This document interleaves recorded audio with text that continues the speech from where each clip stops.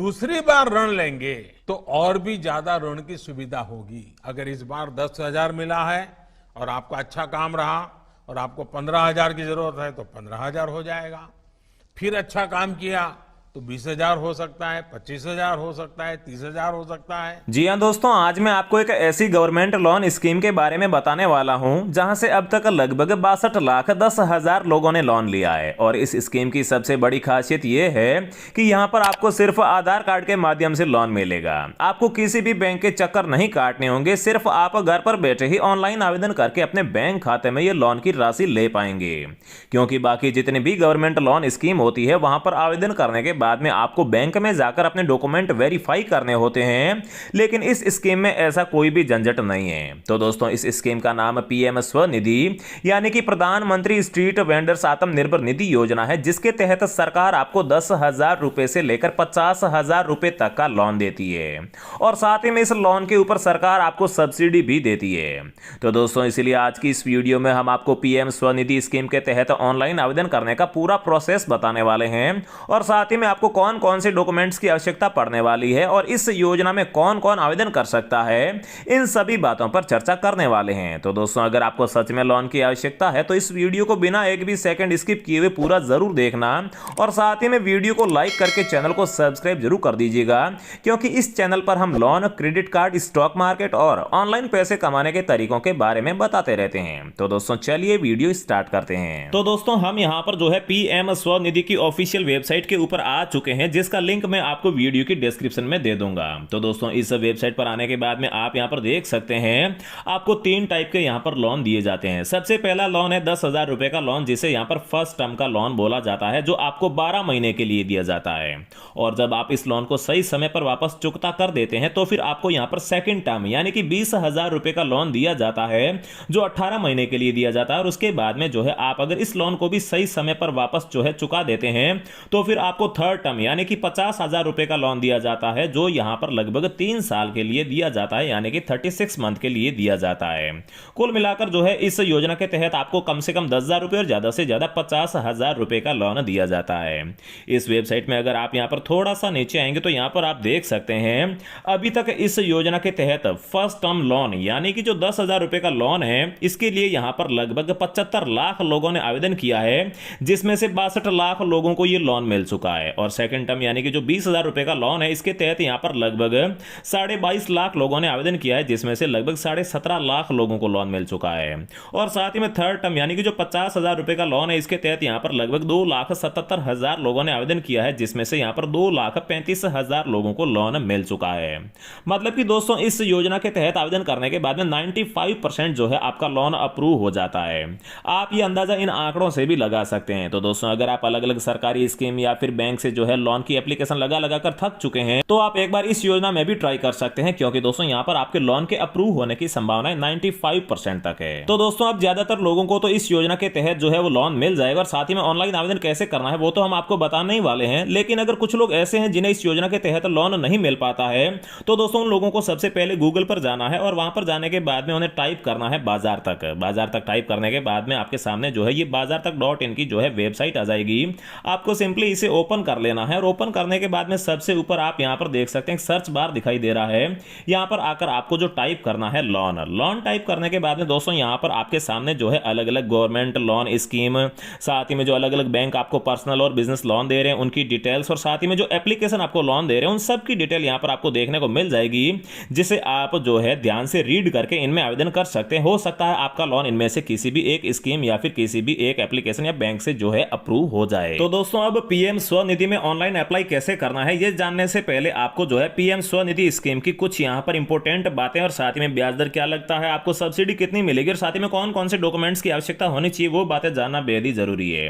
तो दोस्तों, सबसे पहले हम यहां पर आपको जो है पीएम स्वनिधि योजना की विशेषताएं बता देते हैं। तो दोस्तों, इस योजना के तहत स्ट्रीट वेंडर्स और छोटे दुकानदारों को जो है बैंक यहां पर लोन देती है और साथ में ये लोन जो है सभी लोग ले सकते हैं। इसके लिए क्या प्रोसेस है वो मैं आपको आगे बता दूंगा और साथ ही में समय पर लोन की अदायगी अदायगी करने पर आपको यहाँ पर जो है ब्याज में 7% की सब्सिडी यानी कि छूट मिलती है।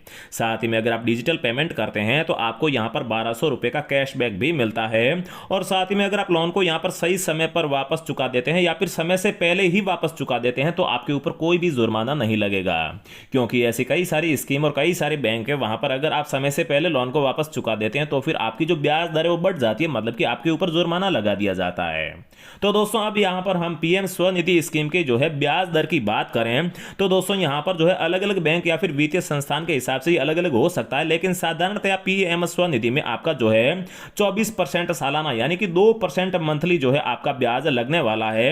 और अगर आप इसे सही समय पर चुका देंगे तो आपको यहां पर 7% की जो है छूट भी मिल जाती है। इस हिसाब से जो है ये योजना काफी फायदेमंद है। इसके बाद में दोस्तों पीएम स्वनिधि स्कीम के तहत आवेदन करने के लिए आपके पास में कौन कौन से डॉक्यूमेंट्स होने चाहिए, तो दोस्तों इसके लिए आपके पास में सबसे पहले एक पहचान पत्र होना चाहिए जिसमें आपका आधार कार्ड चल जाएगा और साथ ही में आधार के साथ लिंक मोबाइल नंबर भी आपके पास में होना चाहिए।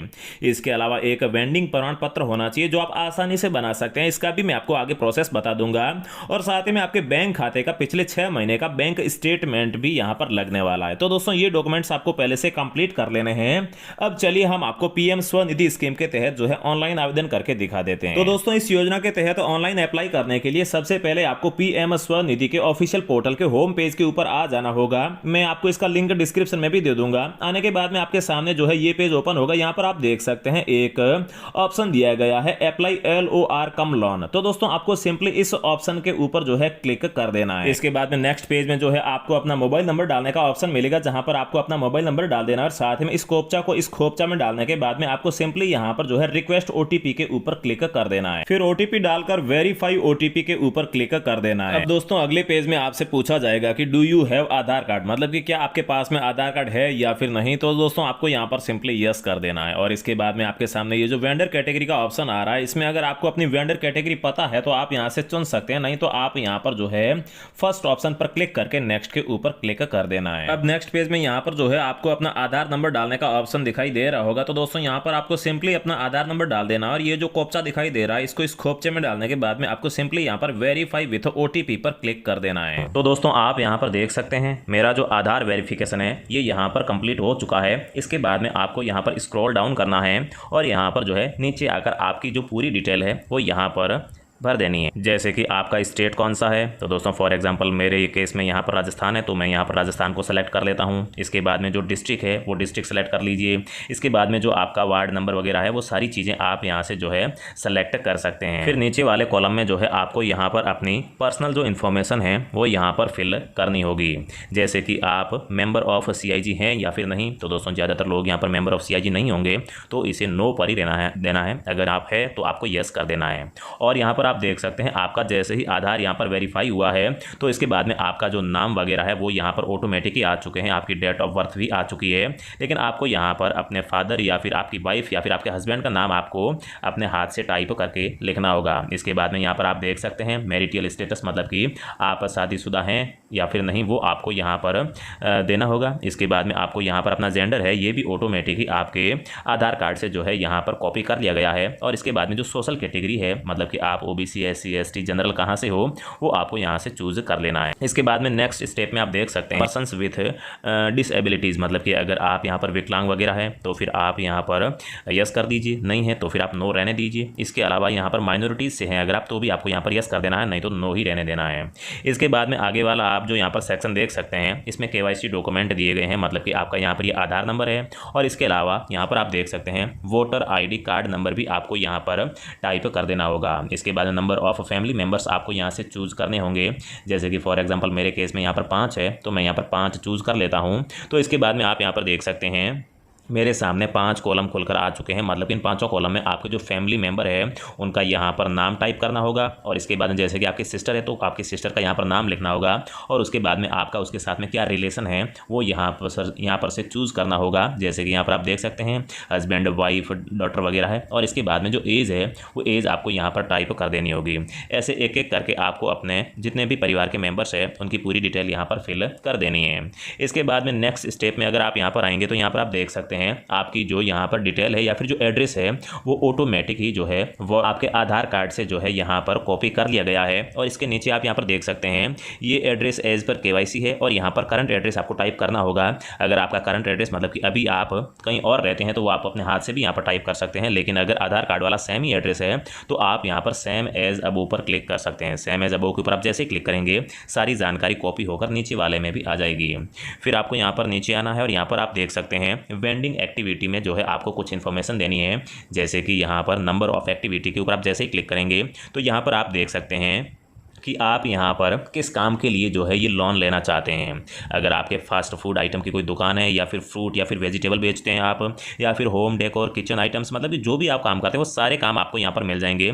इसके अलावा अगर आप कोई सर्विस देते हैं तो सर्विस को भी चूज़ कर सकते हैं, या फिर आप कोई भी दूसरा काम करते हैं तो आप यहाँ पर ऑर्डर्स को भी जो है यहाँ पर सेलेक्ट कर सकते हैं। इसके बाद में दोस्तों ऑर्डर्स में जो है आप जो भी काम करते हैं उसकी डिटेल आपको यहाँ पर दे देनी है। और इसके बाद में आप नेक्स्ट स्टेप में देख सकते हैं प्लेस ऑफ वेंडिंग लिखा हुआ है। यहाँ से आपको अपना जो भी जिस जगह पर आप रहते हैं, मतलब कि फिक्स जगह रहकर आप काम करते हैं या फिर घूम कर काम करते हैं, वो डिटेल आपको यहाँ पर लिख देनी है। तो दोस्तों मेरे केस में फिक्स्ड लोकेशन है तो मैं यहाँ पर क्लिक कर देता हूँ और साथ ही में यहाँ पर आपको जानकारी देनी है कि आप कितने सालों से जो है ये काम कर रहे हैं। साथ ही में आपका ये जो काम है ये कितने दिन तक रहता है, मतलब कि एक वीक में कितने दिन आप ये काम करते हो। तो दोस्तों ऑल डे करते हो मतलब कि सभी दिन, तो आपको ऑल डे सेलेक्ट करना है, नहीं तो आप यहाँ पर मैन्युअली भी जो है एक एक दिन सेलेक्ट कर सकते हो।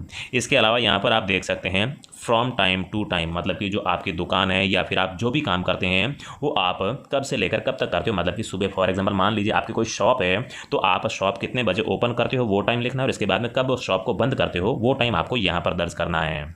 इसके बाद में यहाँ पर लोकेशन एरिया ऑफ वेंडिंग में आपको जो है अपनी लोकेशन डालनी है, मतलब कि आपकी जो शॉप या फिर जो आप काम करते हैं वो कहाँ पर करते हैं, और साथ ही में नियरेस्ट लैंडमार्क को भी आपको डाल देना, और साथ में पिन कोड भी आपको डाल देना है। इसके बाद में आप यहाँ पर जैसे ही नीचे आएंगे तो फ्रेंड्स यहाँ पर आपको प्रूफ एज ए वेंडर का यहाँ पर एक ऑप्शन दिखाई देगा।